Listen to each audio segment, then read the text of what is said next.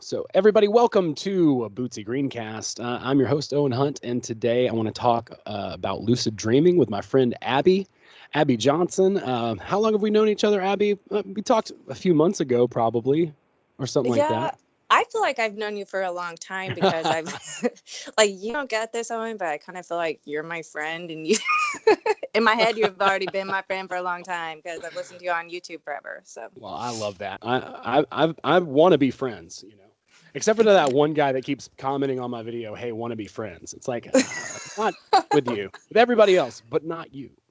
yeah, Um, it's kind but of we've weird.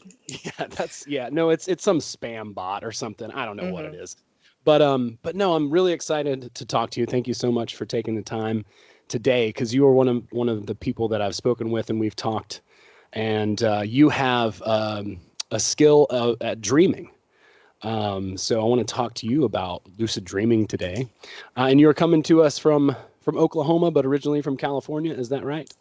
Yes, sir. I live in Northeast Oklahoma, a little tiny town, but I lived in Northern and Southern California. So Yeah, yeah. You're cool. You're like in Oklahoma, but you're cool. yeah, I'm a cool Okie, if there is such a thing. Actually, I've met a lot of cool people from Oklahoma. My friend Jeff is amazing, and all his friends that I've gotten to work with at different times, and they're amazing folks. So far, Oklahomans are batting 1,000 in my book. So I never thought I would like it, but to be honest, I plan on staying. It's a pretty good place. that's awesome. So, Yeah, yeah. yeah, and you got a kids, and you've been teaching them lucid dreaming and stuff too. Yes. Well, they're naturals. My son, he's really obsessed with flying, so that's really what he does. And my daughter has just come into it, but every time I suggest something to her, she does it the same night. So Damn. they're both better than I am, to be honest. Yeah, that kind of makes sense. I mean, I feel like you probably have more of a knack when you're younger. I'm envious, to be honest, because I've only had a couple of experiences with lucid dreaming, but they've always been really profound, and I've woken up just ready to just. I felt like I could do anything after. How did you discover lucid dreaming? Well, I've always been a dreamer. That's just I've always joked that dreaming is my hobby. When everybody else is like, oh, I craft and I do this and that. And I've never had anything like that. I'm like, I read books and I dream. Um, so, and I've always been a vivid dreamer. Like my best friend told me one time that she thought I was insane because I dreamt in color. And I had no idea there was people who actually just dream in black and white. Um, but I guess there was some old saying that people who dream in color are crazy. So then I spent like part of my life like going, wow, am I crazy? But the lucid dreaming actually didn't come until I read Reality Transurfing. And in Reality Transurfing, Vadim talks about how you spend a third of your lifetime asleep, and that, dreaming, there is a purpose behind dreaming. Dreaming is actually, what he calls the eternity archive. And that's, the other side of the reality mirror. And he just suggests that you start asking yourself about 10 times a day, am I dreaming? And so I did, because I've always been interested in dreaming. So I started doing that, and it only took about a week or two before I had my first lucid dream, and it was really amazing. So That's awesome. Do you mind sharing your first lucid dream? What happened in it? yeah, so my first lucid dreams, I actually was on a staircase, and I was walking up this staircase, and it was just this beautifully ornate building. Okay, so I'm walking up the staircase and I see the flooring and I could see the chandelier hanging.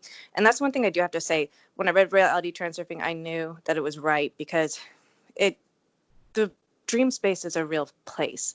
You Hmm. don't even have memories that are as clear as a dream. A dream is like you're really seeing it. Hmm. And your memories, you don't really see your memories like that. So anyway, I'm walking up the staircase and I look at the chandelier, and all of a sudden I had that feeling like somebody was chasing me. And then before the panic really set in, I realized I've been here before. I recognize this place. Hmm. I've been to the same exact spot before. And I turned around, and the person who was coming up the stairs to chase me just kind of looked at me, and he stopped and waited for what I was going to do. And I had no plan on what I was going to do when I had my first lucid dream. So this was just totally random. And I guess it was something my soul was feeling, because I looked at him, I said, I'm not doing that. Let's go to Vegas. I need a red dress. And all of a sudden I'm in a red dress and we're walking down the stairs and I'm in a casino. And I had really awesome shoes too, but it was pretty amazing. So your subconscious mind and we are long lost friends. If the shoes, man, that is so cool. So it started out as like a kind of scary dream, and then you realized you were dreaming and you flipped it, huh? That's crazy. Yes, and I'm telling you that nightmares, I used to have really vivid nightmares, and I've finally learned that nightmares, I hope to have a nightmare, because if I have a nightmare, I almost always wake up. I almost always realize I'm dreaming. Wow. So I think the first time after you lucid dream and you realize that you can wake up in a dream, the nightmares, because my daughter used to have nightmares all the time too. And she's the one who just started lucid dreaming. She'd watch something on TV and then she'd have a nightmare. So all of a sudden she's like, I don't have nightmares anymore. She said, I just wake up. So, and not waking up in reality. I mean, waking up in the dream. So lucid dreaming. That's so cool. So I want to dive deeper into the idea that the dream space is an actual space, like the sort of memory thing you were talking about. And because I've read a few books on this, I've only had a couple of experiences, or a handful maybe, of lucid dreams. I do love it. It's been amazing, but also have had the sleep paralysis thing. I don't know if you know much about that, but yep, I've had it happen to me twice. So. Yeah, so that sucks. So yes. So sometimes I'm like, I don't even want to know what, but at the same time, I think it really is a really cool way to explore yourself, your subconscious mind, your inner self, whatever you want to call all that. So the idea that the dream space is a space is something that maybe we thought of probably when we were kids, that we were probably told otherwise, right? Like in psychology class, it's like, well, REM sleep, and you need to do this to compress memories or whatever. Well, and that's what in Tufty, it says that you lost the ability to look ahead when you started to believe what the grown-ups said about dreams not being real. Mm-hmm. And, so with my youngest child is 6. So I've made sure, and he started out just having nightmares, and I felt bad because I'm like, I'm not going to tell him it's not real. It's, I just don't want, I don't know. I'm not the typical mother, I guess you could say. Well, I'm sure that's true, and thank you for it. Posterity is grateful. That's a good thing. Yeah. One of the books that I read was by Audrey Roitov, and I haven't finished the trilogy, but it's a 3-part book, The Dream Searchers. And one of the things that he talked about in that book, or that was mentioned, not that he talked about, because it's a fiction book. It's kind of like the dream. It's like the dream version of the Matrix, right? Like, yes, I love it. It's like a bad kung fu movie about the dream space. But no, it's really cool. They talked about dream mapping.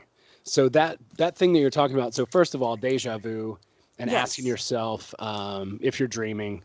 I've definitely heard, for people who are trying to experience this, who maybe never have, a lucid dream is when you become conscious in your dream, and you find out that you have a lot more control in your dreams than the dream's not happening to you anymore, right? Like you're dictating, at least a good portion of it, right? Like you might wind up in Vegas, but I don't know how much control you have over the Vegas that you wind up in, or how those shoes wind up on your feet. But as far as I looked amazing, but the casino itself was a letdown. But yeah, no, I mean, it's interesting because you can do that. You can be like, I'm going to Vegas, but you also, it's limited though. So I don't know, at least in my experience, like the first time I ever realized I was dreaming, it was several years ago, and I was walking at a Walmart parking lot, and I looked up, and it said Wall Rock Cafe, and I was like, that ain't right, I know, so that's weird, and I was like, Holy shit, I'm dreaming because I had seen the movie Waking Life. Have you ever seen that movie? No, I've seen a Oh, lot of the dude. movies, but I need to watch that one. Okay, I'm writing That it one's down. that one's really good. Yeah. Yeah, for anybody out there who's never seen the movie Waking Life, I do recommend it. It's a great film, and it has a lot of tips too. It's made by Richard Linklater, who did Dazed and Confused and Mm-hmm. Boyhood. It's shot and then like rotoscoped, so they animated on top of it after it was shot, so it looks like the dream world. And it's about Ooh. this kid who's basically, I guess, sort of stuck in the dream world. I don't know. I mean, I don't think I can ruin it for you. But it's about lucid dreaming, and it's really, really cool. It's got the kid from Dazed and Confused, that touches his nose a bajillion times. He's the he's the main I love Dazed character. and Confused. Yeah, Yeah. such a good movie. Um, well, so back onto the dream mapping thing. So after I read the same books, the Dream Searcher books, I looked more into it. And if you Google dream mapping, all you find is like people's dream boards, people. And so it was really hard to find more information about it. But if you type in dream cartography, you can actually find more information about it. But yeah, it goes back to, Okay. if you remember the setting of your dreams. So one way to get Uh-huh. lucid is to pay more attention to the setting of your dream instead of the content. So where does it take place? So these people actually draw elaborate maps of their dreams, where they sketch it out and then try to connect the pieces. And I've finally been able to connect a few pieces in my dream world, but I'm too lazy to draw it all out. Like I drew, because my childhood home is actually like the center of most of my dreams. I hate it because I can never get lucid when I'm dreaming at that house, and it's most of my dreams are there. So my soul needs to venture out a little bit, but sometimes I don't have control over that. Yeah. Well, yeah, that goes back to what I was trying to kind of talk a little bit about how much control you do have, because it seems like you have all this, but it's not all that much. I don't know. It's hard to explain the sort of locus of control of you being Mm-hmm. lucid in the dream. But yeah, it's the dream mapping thing, super duper interesting. I'm actually looking up cartography right now. And wow, I mean, these people have these are like Lord of the Rings islands and stuff. Yes. It's crazy. Wow. Yeah, that's incredible. But yeah, I do notice that I go to a lot of the same places over and over again, and that can wake up. So what was it that you said? Not don't pay attention to the setting and not the content. Yeah, because a lot of people are looking for the meaning of a dream, and really there's no meaning to your dream. The meaning of dreams really is to loosen your assemblage point, is what Carlos Castaneda calls it, to make it, because you're basically very rigid. You've come to this world, you've learned that dreaming isn't real, and just your habits and your mindset has kind of just made you rigid. That's made you who you are, and that's the way that you filter reality. But dreaming has a purpose, and the purpose is to actually make you see bizarre things and things that can't be true, and it kind of makes you less rigid, and it helps you to perceive other worlds. Eventually you can perceive other worlds through dreaming. And I forget what your original question is. No, we're going to keep going. No, that's Okay. okay. What can you tell me a little bit more about the assemblage point and sort of how you experience and or understand that? Okay, so the assemblage point, if you're a reality transurfer, it's what Vadim calls your plat or plate, or however you want to pronounce that. I mispronounced everything. Well, no, But, we're whatever. American. We're allowed to say that because we say braid. Okay. Yeah, right. I think we have a little bit of leeway there. Right. But it's basically where your puppet strings are connected. And so Castaneda, which is where Vadim gets a lot of his ideas from, is from And Carlos the Dream Castaneda. Searchers too. They got a bunch of Yes. stuff from Castaneda too. Yeah. Yes, A whole exactly. crew. Yep.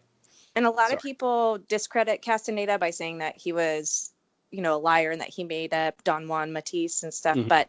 But when you start looking into this stuff and doing it for yourself, you can see that it's true.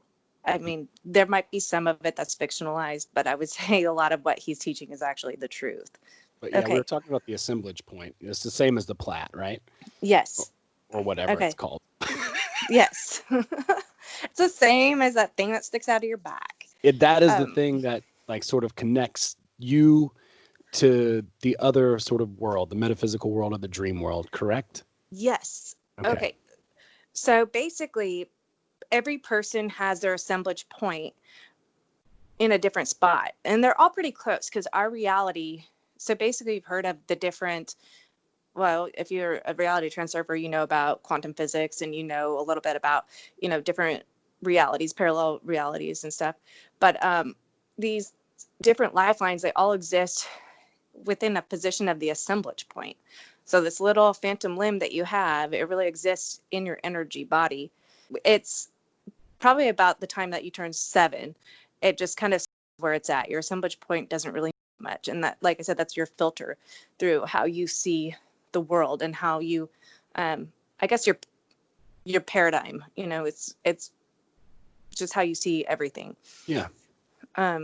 So shifting your assemblage point, I mean, eventually you could, if you got really good at it, I guess you could do the whole 12D mantis form or whatever, but sorry, I had to bring that up, but I no, mean, you're fine.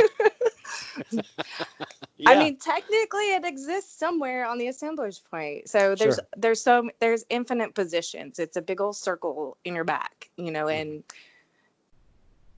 I don't think I'm explaining this well. I think you're doing great. I mean, it's a really difficult thing to try to explain. And I don't mean to put you on the spot. Everybody has their own experience of it. And it's always interesting to talk to people and kind of see how they describe it. I mean, it's never going to be accurate to the way you experience it, but it just as we try to get as close as we possibly can. I would just say it's where your energy body connects to the source, more or less. Okay, cool. Awesome. I like that. But it's also your filter to reality. So people who are, maybe have delusions and stuff, their assemblage point might be stuck in a weird spot. So. Mm-hmm. Mm-hmm. So about 7 years old, you say it's pretty much, that's when we've cemented our sort of filter in our at least first version of our paradigm with the assemblage point. I would think so, and it's probably even a little bit younger than that, but it depends person to person. But I would say yes, because that's usually when kids, you still have an imagination up to a certain age, but we become less imaginative. We start to believe that things cannot happen. We don't believe in magic anymore. Mm-hmm. So I say it's very, very firm and stuck in a spot by the time you stop believing in Santa or whatever, but that's heartbreaking. When you stop believing in magic.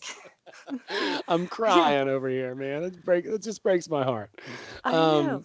Isn't that such a bummer? Why do we do it? I didn't teach my youngest about Santa because I was like, that's so messed up. I don't want him to believe I'm always lying to him. So. Right. No, I understand. No, it's so funny.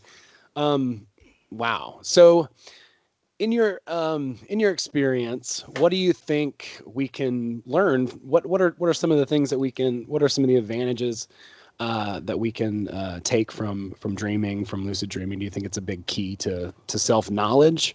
Well, first of all, it's just fun. There's nothing like feeling like you could fly in a dream, or for most of the time I just lift my feet up and I float around, but it feels pretty good. It's awesome because you stop having nightmares. But it teaches you that reality is very similar to a dream. You can control it too. You might not always be able to control everything about it, but you get to control the ultimate outcome. Mm-hmm. And so it teaches you that. And if I go back to Carlos Castaneda, it really loosens your assemblage point. So you are basically that's part of becoming a sorcerer in the old Toltec way, was to become a dreamer. You have to dream to become, I guess, more open-minded. It makes you more open-minded, more flexible mentally, mm-hmm. more open to source connected. Yes. I'll also say that, based on all the transurfing stuff, like they talk a lot about intention in that book.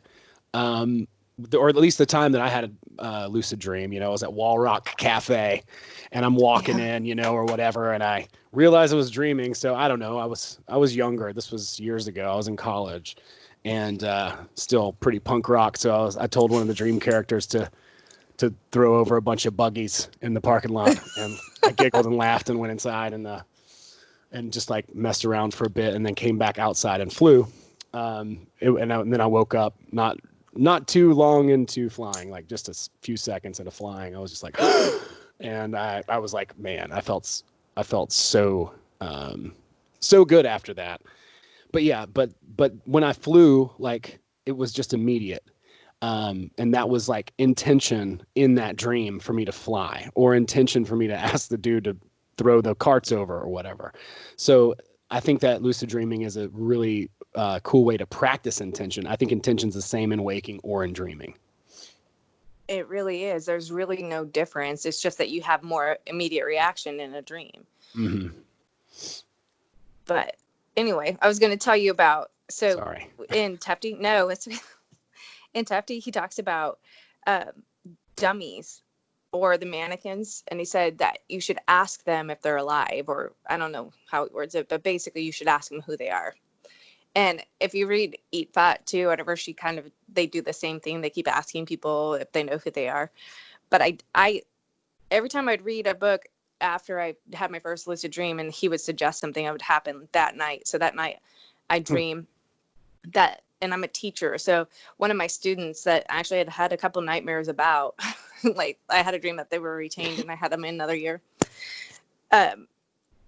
He was in my dream and he was just being terrible and my heart rate was racing, and I looked at him and I realized I was dreaming, and I just said, "Do you know who you are?"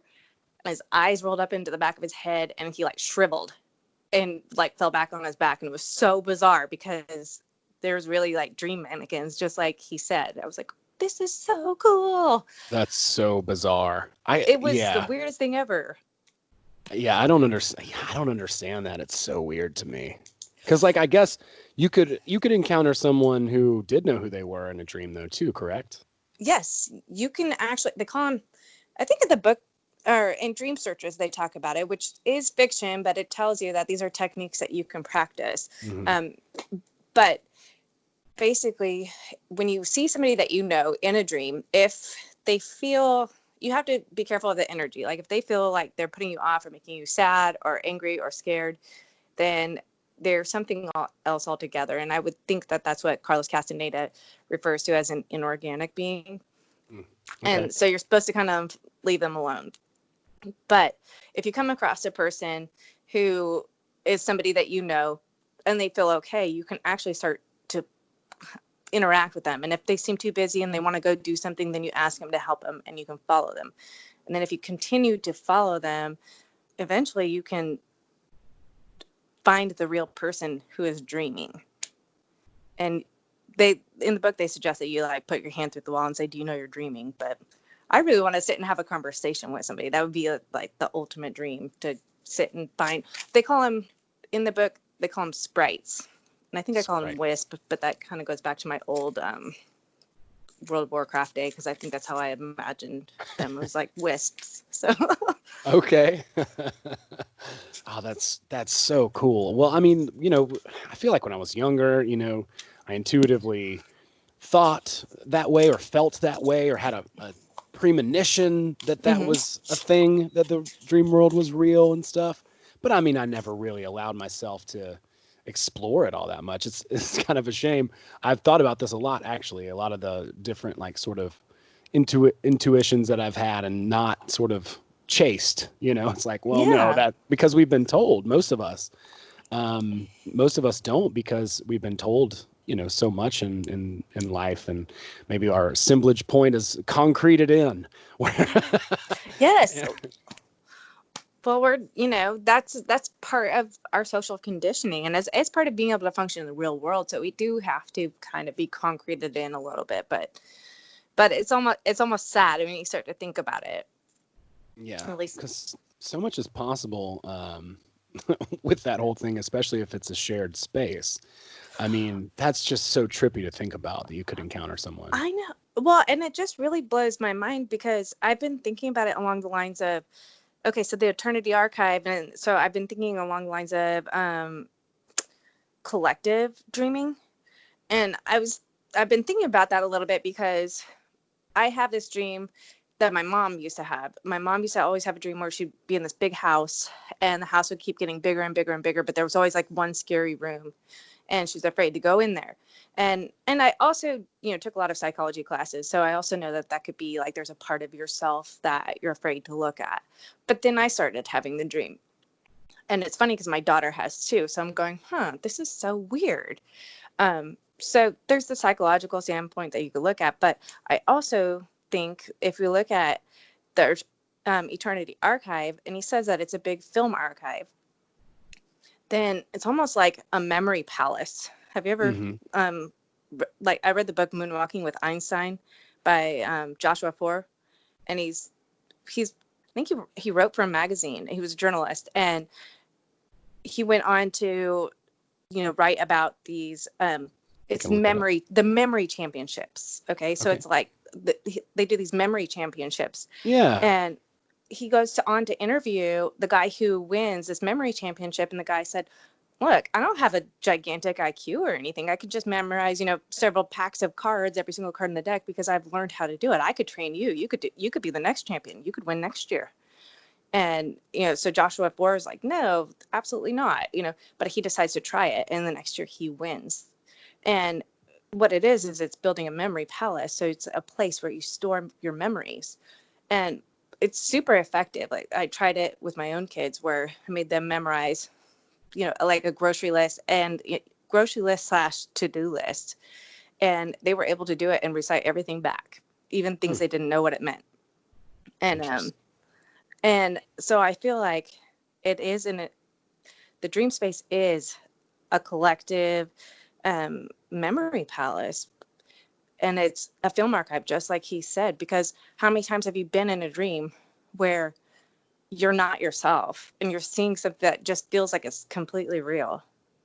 Yeah, it even says look at yourself in the mirror and you won't recognize yourself in a dream as well. Yes, and I've done that, and actually I told my daughter, and she's done it too. And one time I did it, I was myself, and then another time when I looked in the mirror, I mean, my face changed like 5 times. It was so weird. Like, my eyes got really far apart and everything.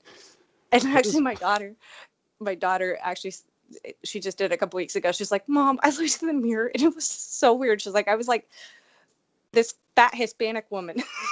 She's like, and my daughter is Hispanic, but she's like, "It was not me." She had her bangs cut across her forehead. She's like, and I knew it wasn't me when I was looking in the mirror. So I lifted up my shirt and I have these rolls, and she's like, and I had like banana boobs. She's like, "I'm just freaking out because I knew it wasn't me." That's so funny. You start exploring yourself. You're like, that's not me. I know. I was like, "You lifted your shirt?" She's like, "Yeah." That's so She's like, funny. "I just knew it wasn't me." Well, about the collective thing, it's funny. My friend Scotty sent me a couple of books. He sent me one on the Enneagram, which I hope to get into with him soon enough. And then this Lucid Dreaming book by Robert Wagner, Gateway to the Inner Self. And I just randomly opened it up. And it talks about, I looked through I cheated a little bit. I looked at the table of contents, but I wanted to see, like, what are the he's got different stages of dreaming, like once you become a good dreamer. So I'm not even looking at the foundation here. I'm 7 light years ahead of I can't help it.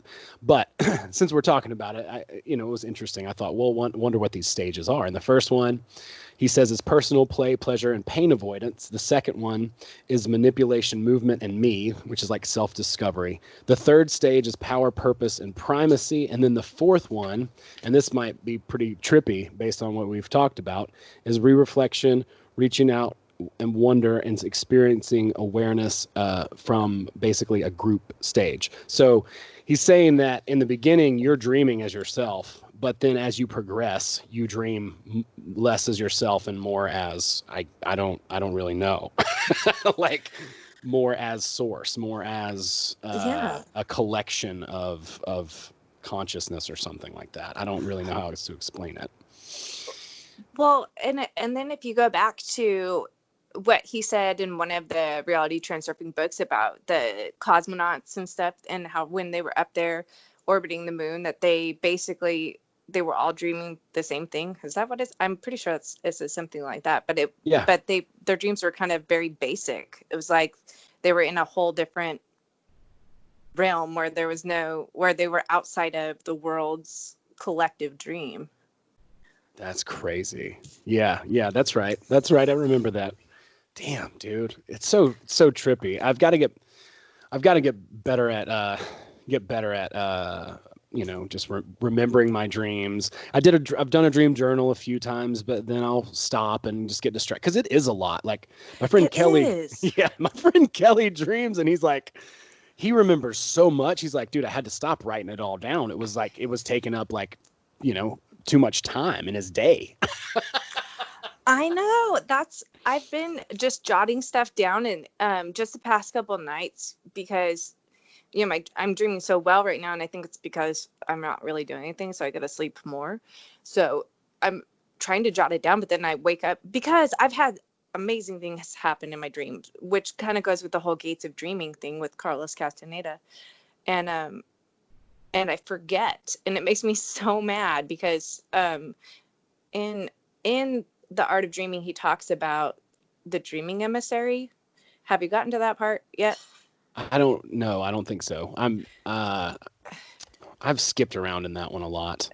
Okay. And I try to listen to it, and then I fall asleep listening to it.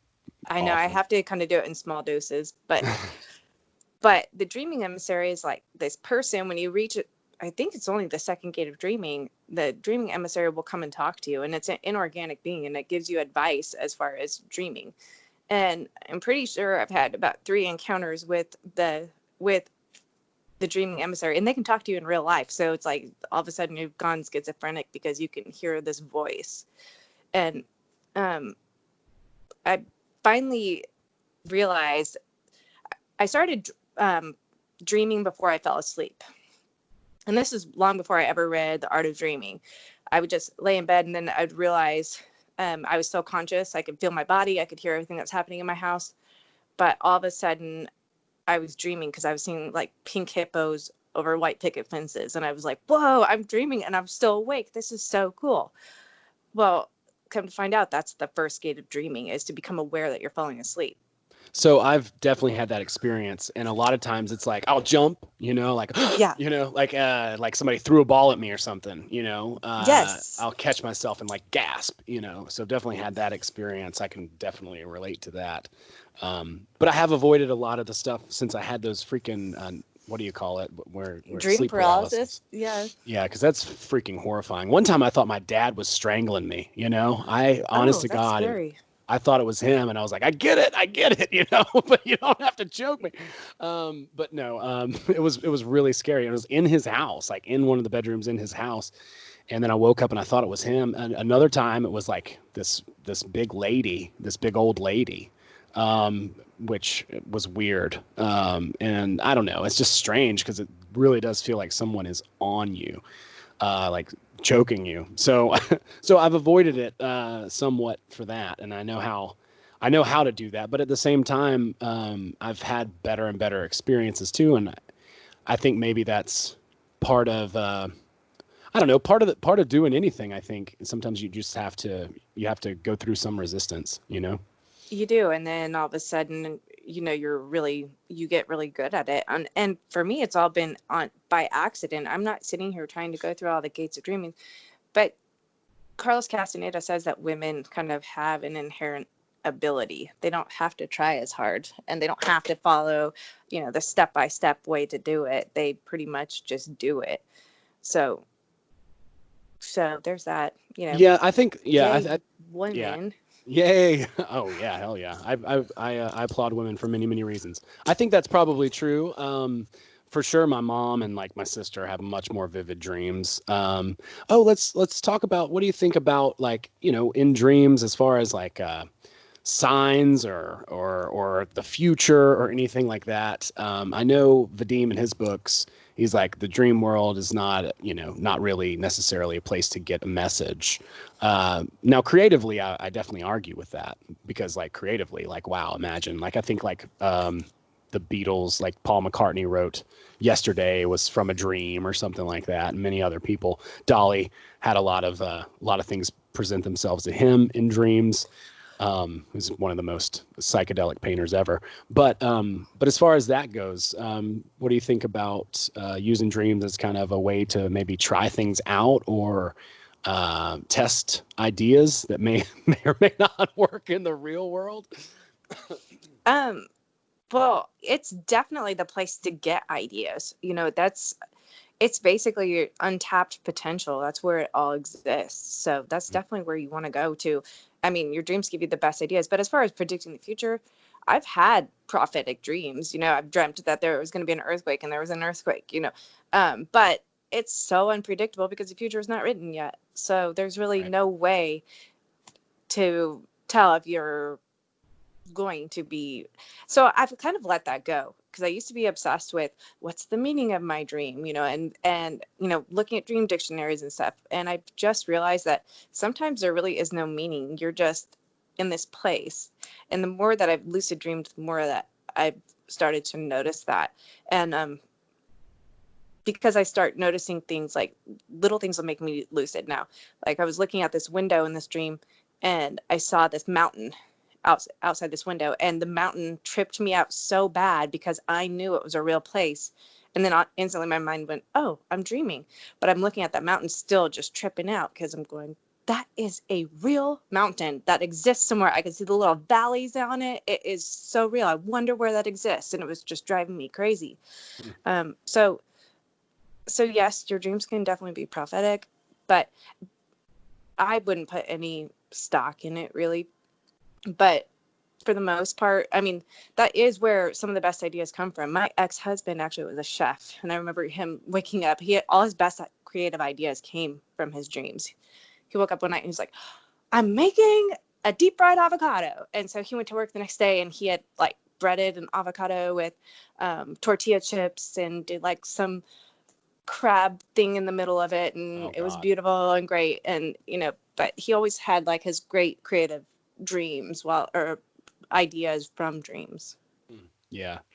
Yeah, that's really good. I just wanted to clarify that. I think that's really good advice. It's like, I have friends who have had prophetic dreams too. But I mean, I'm with you.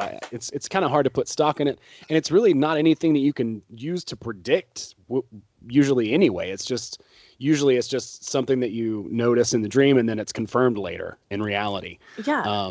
So it's not a lot of times, something that's really that predictive. I've heard a couple people who've had it. I'm sorry, go ahead. I do think sometimes your soul is trying to tell you, will tell you truths for yourself, though. Because you are way more yourself in the dream place than you are in reality. Like, my soul is goofy as hell, because she's a really funny person, but and she's really boy crazy. But sometimes my bigger truths are discovered in a dream. Like if something's bothering me, my soul knows what's up. So yeah, that's funny to think about. I can see ourselves being, just more exuberant versions of ourselves. Yeah. Just less inhibited.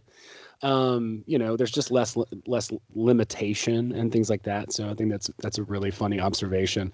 And as far as like signs in the dreams, would you say, and meaning too, because a lot of people do try to interpret all this meaning and stuff. Mm-hmm. I'm sure that there is some of that, but at the same time, I think you could probably spin your wheels forever. Yeah, well, and I'm telling you, I've had way more luck looking at a dream the way I see it now than trying to interpret it or trying to see if it's prophetic. But my dreaming practices have come so much further now that I see it as it's a real place. But I don't. It's sort of like the tarot cards. Like, I don't need somebody to read the tarot cards and tell me my future, because that's for me to decide. So it's same thing with dreams. I'm not gonna decide that a certain dream is the future. Yeah. Yeah, I think that's good. And then you're not stuck to that version anyway. Yes, You still exactly. have freedom to move, which is a good thing. So this is so interesting. I just like, man, I this stuff blows me away. The simplicity and the the profundity of it as in all of its glory. But let's talk, maybe give some people some tips. And if you want to share any experiences or materials or resources with folks out there, what might help them, or even stories, um, that'd be great. Okay. So what are we starting with? I guess I did say a lot of different things, and that. You did, and I think I'm at the whole one step at a time part right now. Yeah. Okay. So I mean, yeah. Well, yeah. Let's see. We'll do materials at the end, and tricks. I guess Okay. we'll do like tricks to wake up in a dream, and materials for people to peruse at the end, and maybe we can talk about a couple of dream stories, maybe, or something like that, if that works Okay. for you. Sounds good. Yeah. Sorry, I'm not very good at being organized. I'm more of a just sort of off the cuff, but I'm trying to do better and just like save people time and. Well, I know that's why I took notes. Was I was like, and I'm not organized at all. I am a teacher, but I just have my own way of doing things. It's not like type A personality stuff. So. I'm the same. I'm the same way. I mean, my house right now is just a wreck, but it's just I'm working. So, Yeah, it has its own organization. uh-huh. The bills are all stacked somewhere. Yeah. Yep, I I'll feel get you. to them eventually. So so yeah. So maybe like yeah, if you want to share any stories that might be interesting with folks about dreaming. Okay, I actually have a few because, okay, so going back to the art of dreaming, he talks about the sole purpose for dreaming is really to find and perfect your energy body. And when you finally see in the books, when Carlos Castaneda finally gets to like the third gate of dreaming, um, Don Juan tells him to stop looking at, or to make sure he doesn't fixate his attention too hard on any one thing, because when you're in your dreaming body, you'll get really obsessed. And so I had this dream where I told you how I got obsessed with the mountain and just staring at the mountain because I knew it was a real place. Hmm. But that was the first time that had happened to me. So then the next lucid dream that I had, I was walking and there was two men. There's always two men that I'm following. So I feel like they're some sort of guardians. And I'm following them, and all of a sudden I look down to the left. We're getting ready to walk through this gate, ironically. And there's this patch of grass. Of all things, it was just grass. And I flipped out because the grass was just the coolest thing I had ever seen in my life. I just wanted to sit and stare at how beautiful this grass was, because it was like shiny and shimmery, and I could see like all the way down to like fractal level, and it was just amazing. And then the guys were like, "Come on, let's go." So they wouldn't let me sit and stare at it like I wanted to. So I didn't really quite understand that, because I don't think I'd read that about your eyes. Seeing You're basically seeing from your energy body for the first time. Hmm. So it's like finally opening your eyes and seeing that the world is real. And so then the second time I did it, I guess this would be the third time. um okay, I totally lost my train of thought. No, you're fine. I'm sorry. No, you're good. You're good. The second time you I'm making you work hard for this, Owen. I'm so No, sorry. no, you're not at all. No, this is great. I mean, no, this is exactly what I wanted to have happen. So yeah, so you were talking about That, like, seeing through your energy eyes. So it was the exactly. Yeah. grass. But when was the? I can't believe I didn't write this down. I'm so stupid. No, But don't. it's stuff that I don't feel like I should forget because it's so real. Yeah. And it was so. I mean, if I wasn't on the spot, I'd remember it. You know how that is. Oh yeah, I do know how that is. Yeah. But yeah, seeing through your energy body for the first time has got to be Oh, I remember now. cool. Woo. Okay. So the second time. So the second time, um, I was in these canals, which was really weird. It's sort of like the Venice thing, except that it was way more modern. And I'm driving this boat, and there's two guys standing on the edge of my boat, which was bizarre. And they're like looking at me like, wow, she actually knows how to drive a boat. And we're driving around, and there's like the like sheet metal, okay? And in the sheet metal, all of a sudden I noticed that there's these bullet holes. So then I do the same thing. I just start fixating because the bullet holes looked so crazy. They just had like, just even though that they weren't really uniform shape, it was just shiny and I could see the fractals and stuff. So I'm just sitting there going, whoa, this is so cool. And then they're looking at me, and my boat starts floating away, so I couldn't sit and fixate on it. So I feel like there's somebody there trying to help me, so that way I'm not fixating on something. Because like in the books, Carlos Castaneda will sit there and like look at the grain of the wood on the floor the whole dream. He just sits and fixates on it. So I feel like they're not letting me do that, which is pretty neat. But then, okay, so then I had another dream. This was really just a couple weeks ago, and it was the same two guys. They're not really, there's nothing special about them, so I couldn't explain their features. I just see like Secret Service guys. I don't know why. I can't help but see Secret Service guys in my mind that are hanging out, being your security detail on your dreams. I'm telling you. And so they actually, so this is where the dreaming emissary comes in. I heard him say something about I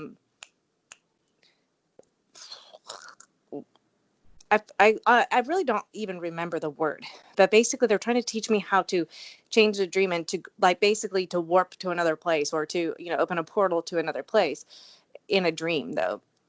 And they basically said I needed to find an artifact. That was the word. I'm pretty sure that was the word. So those guys looked at me and they said, here, you need an artifact. And they hand me these two buttons, and I mean like clothing buttons. Yeah. But like they were triangular button. shaped. Yeah, there was nothing special about them. And they, so he said artifact, and they show me these buttons, and I'm going, this is not an artifact, because I'm thinking antique, and these weren't antiques. But they said, trust me, it's an artifact. And one of the guys grabs one of the buttons, and he holds onto it, and then he holds the other guy's arm, and they leave. They're transported away, and then they came right back. And then he said, well, now you try. So I took my button, and I grabbed, there was suddenly somebody right next to me. I grabbed their arm, and I pushed on the artifact and just kind of squeezed it in my hand, and we changed the dream, and then we came right back.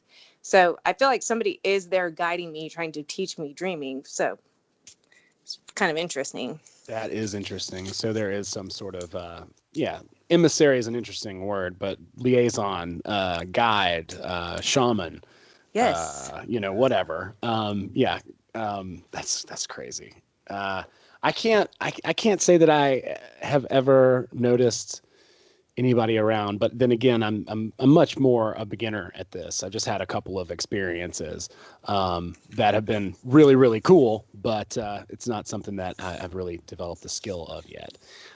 As people do want to explore this, what tips do you have for people who are going in and trying to do this, to do some lucid dreaming?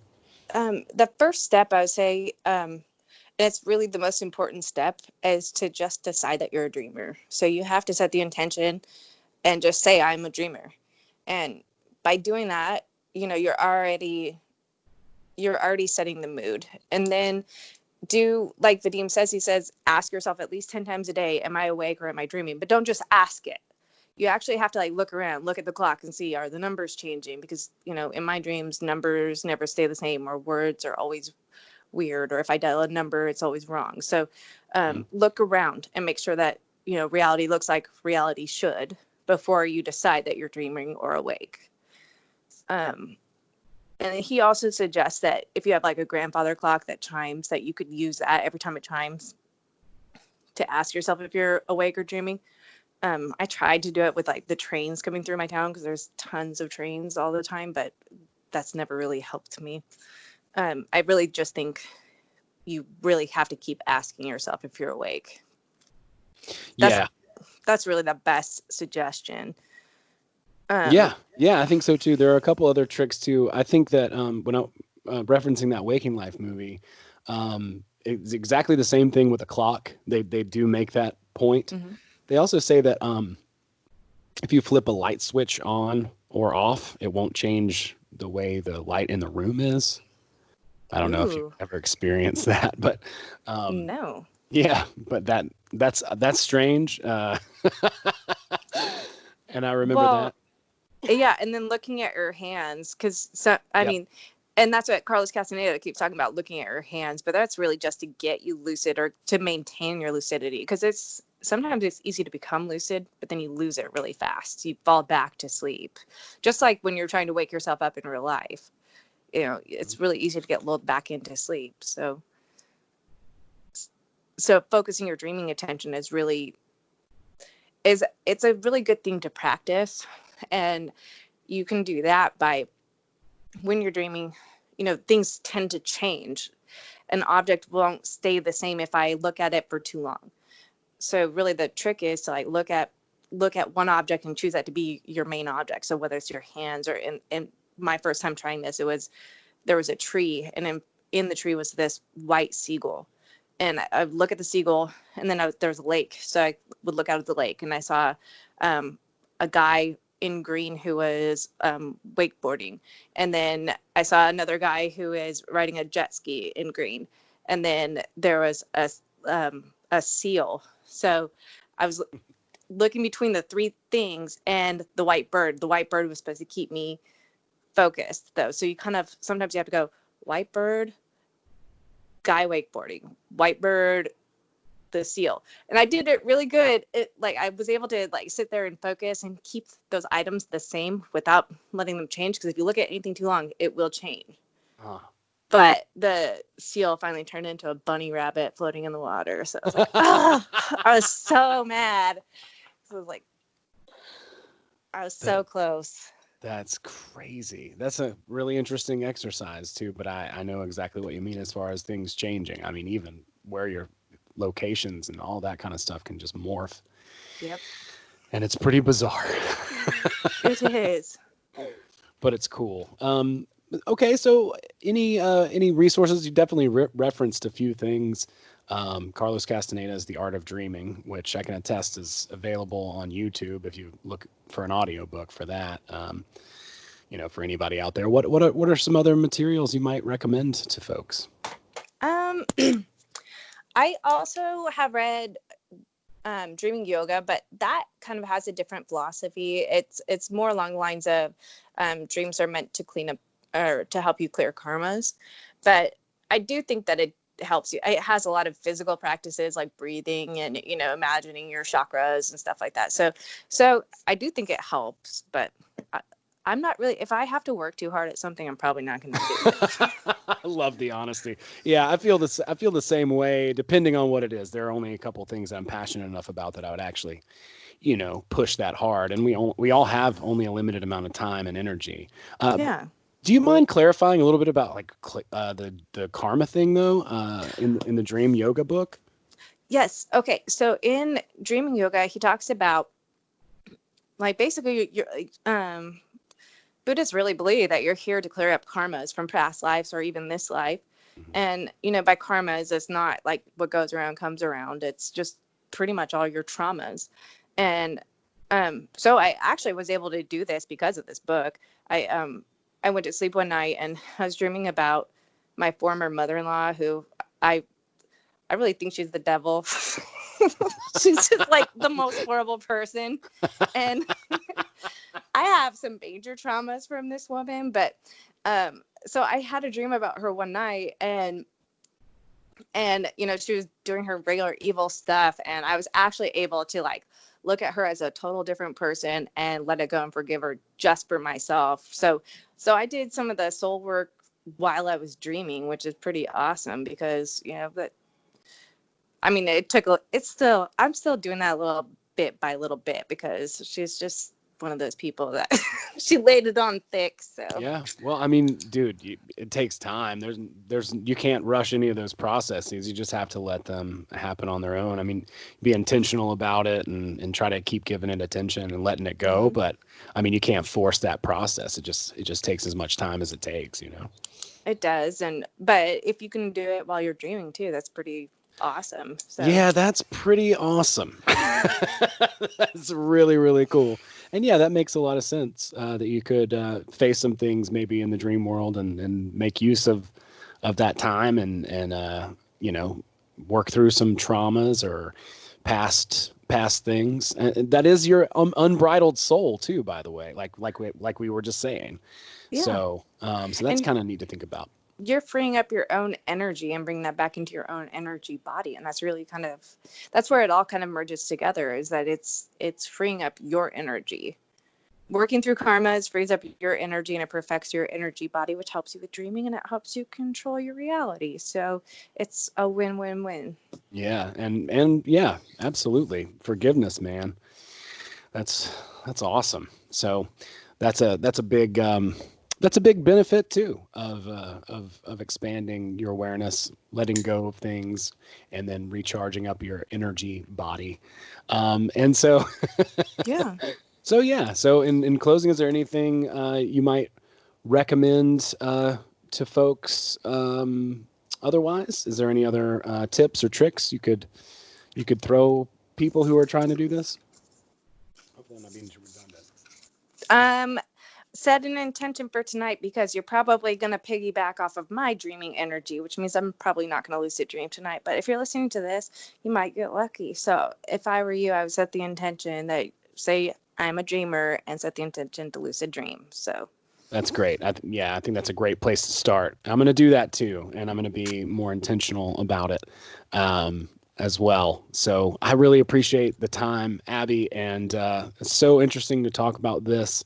And we should follow up and sort of see, you know, check each other's progress here in, I don't know, a couple months or so, and just kind of see what's new and check back in about it, because I think this is just really interesting. A lot of people I think will benefit from the information you shared, and as will I. So thank you so very much for taking the time. you bet. And I hope to bug you one night in a dream if I get really good at this. So I'm going to freak you Yes. out. Oh my God, that would be amazing. And you know, I'm reading a book right now by Robert Anton Wilson called Cosmic Trigger, and he's trying to like telepathically communicate with Timothy Leary, and Timothy Leary's in jail at the time of the book, and you know, haven't quite gotten to the point where your heart breaks in this book yet. I kind of see it coming, but no, but it's really interesting to think about, because you know, they're both, you know, doing some of these kind of same ideas, exercises, whatever you'd call it, not really exercises, but you know, things, doing these things, trying to reach each other in dreams and different things like that. And it's, I don't know, there's something to it. I don't know what it is, but I really am. I've been trying to get onto my son, because all he really wants to do is fly. And I'm like, you need to start walking through walls in your dreams, and you need to like follow sprites. You need to try to follow a sprite and, you know, wake one of us up, you know. And he's like, I know, I just always forget. I get hung up on the fact that I can fly. And so I just, you know, and it feels so good. So I mean, if that's what his soul wants to do, that's kind of what his soul wants to do. But I mean, because even walking through walls, potentially, if you practice walking through walls, you can end up creating a portal in real life. I mean, theoretically, but I believe anything's possible these days. So, dude, that is crazy. Yeah, a lot of most kids' moms are like, why can't you make up your bed and put your socks in the laundry hamper? And you're like, why don't you start walking through walls in your dreams, man? Come on. What's the matter with you, kiddo? Head in the game here. I would never say that I'm conventional. I'm definitely not. Mom, Well, I think that's awesome. Amy, I'm coming to Levi's house. So, Thank you. okay. I'm definitely not. There. No, I think that's great. Like I said, I think posterity thanks you. And But then I could sit and still laugh at people who are totally woo. So yeah, I was like, I'm really kind of out there too, but you know, not very far out there. I don't think. I can't help. I have to make fun of everything that even I believe. You know, I don't know. There's got to be some, I don't know, some separation, some detachment from all of this. And that's, I use humor. Maybe I use it sometimes to deflect, but I think for the most part, it's a good way for me to personally like to heal. It's like if I can laugh about something, then it can't control me, you know, like it has no power over me anymore. So I laugh at, I'm with you. Like, I believe in a lot of the woo woo stuff. I mean, we're just talking about contacting each other through dreams. That's pretty freaking woo woo. It really is, but I believe it 100%, and I'm like, that's why I think I get frustrated, and then here I am increasing importance because I really want to do it. So, it's going to take a while for me to be able to do this. So just forget about it. Set the intention, set it and forget it, and then enjoy your sleep. Get some good rest, and that might be a good way to. A good way to try to approach it. But no, thank you so much again. I'm really excited. I can't wait to put this out. It's going to be awesome. So if people want to contact you, is that something that you will do? Will you chat with people if they have questions? And if you have any questions, I'm not a professional. I'm definitely just an amateur who gets lucky, but you can reach me at abstract1. It's ABBSTRACT, abstract1 on Instagram. Yes. Abstract one, 2 B's, abstract one. Yeah.